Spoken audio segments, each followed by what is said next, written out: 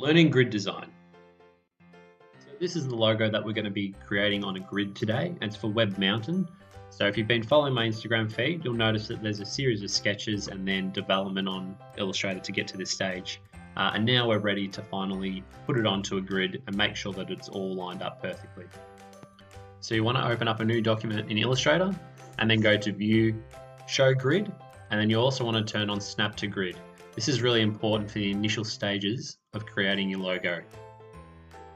So I'm going to start by going from one corner of the grid to the other, like so, and then I'm going to click on that line and copy and paste it across one unit on the grid. Once I've done that, copy and paste it again, and then I've got 3 lines that I'm going to copy and drag across a suitable distance for the W.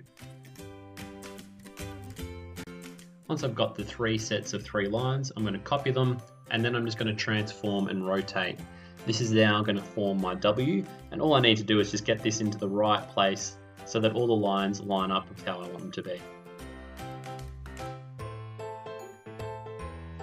Once I've got my lines in place for the W, now I need to put in the top section. So just a simple line across the top.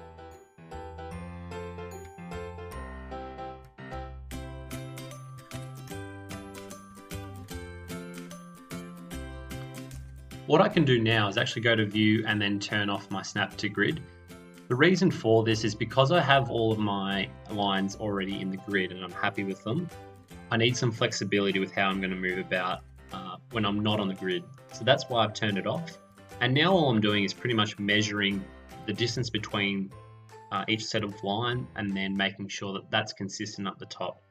So pretty much what I've done there is I've just measured the distance perpendicular to those lines and found out what it was and then duplicated that for the top. This just ensures consistency and that I've got the same sort of border the whole way around.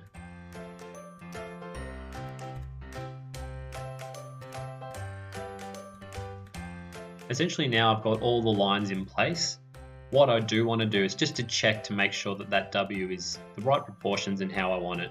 So I'm going to highlight it all and create a little live paint bucket. So you just highlight it, click on live paint, and you can activate it. And I've just filled in grey to make sure that I'm happy with that W design. Once I am happy, then I can undo those steps or just release the live paint bucket and start to cut out my lines.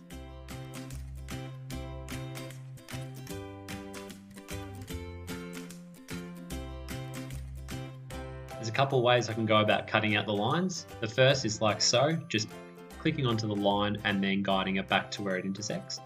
Or I can click on the line and then use the scissors tool to cut it at intersection point, and then black arrow, click on the line that I don't want to have there and just delete it, and that's it.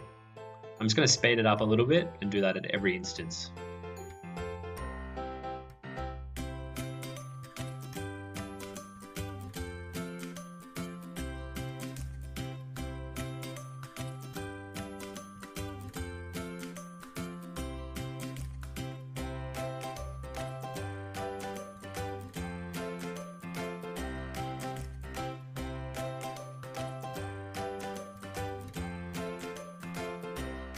Okay, so you can see that I've got this nice crisp logo now, all of the lines that I don't need to cut out, and all I need to do now is just put the final little touch on, which is the cursor.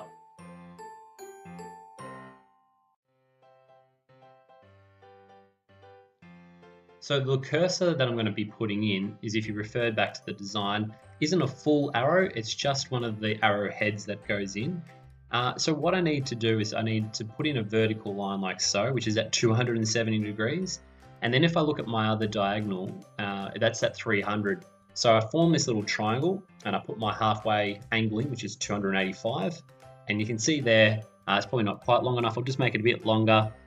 That angle that I put in will create our midpoint. And so what I want to do is I want to take a little bit of that angle from the bottom of the W, you can see there. Once I know that angle, I'm going to replicate that at the bottom left of the triangle. So I click at the bottom left and I put it straight in. And you can see that where that intersection point is between the 285 degree line and the one I just put in forms a little midpoint. And I take it from that midpoint to the right hand corner of the arrow.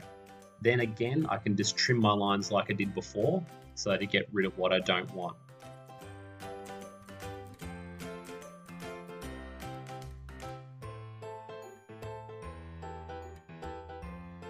Okay, so now that I have all of my lines cut out, I'm ready to activate Live Paint.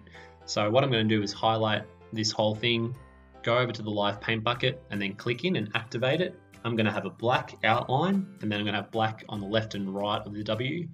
And the client wanted a nice teal color for the mountain in the middle. So I'm going to choose that teal color there, or you can put your code in, click OK, and then put that in like so. What I want to do is also click onto the black arrow and click on my icon and just take the black outline off and have no fill. Once I've done that, I can turn all my grids off in the background and just be left with the icon.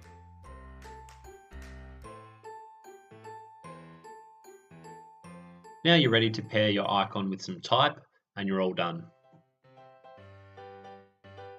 So thanks for stopping by, guys. I hope you've all learned a thing or two. If you've got any comments, feel free to leave them and I'll get back to you.